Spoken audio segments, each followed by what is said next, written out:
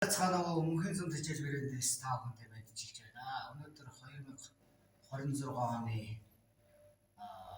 1-р сарын 6-ны өдөр байна. За 2026 оныхаа анхныхаа ургацыг одоо соёлч одоо тариалж эхлээд одоо 3 хонж байна.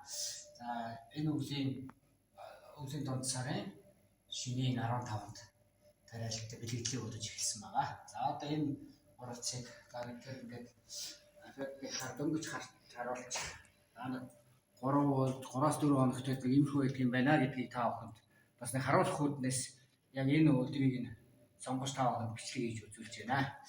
За одоо гэж.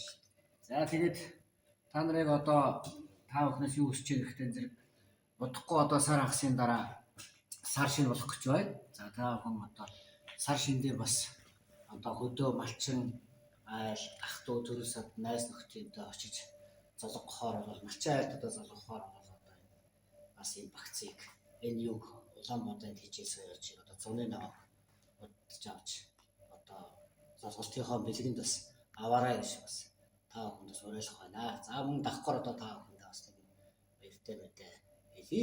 Одоо мөнхийн зүүн хичээл брэндийг одоо дагагч одоо сонирхогч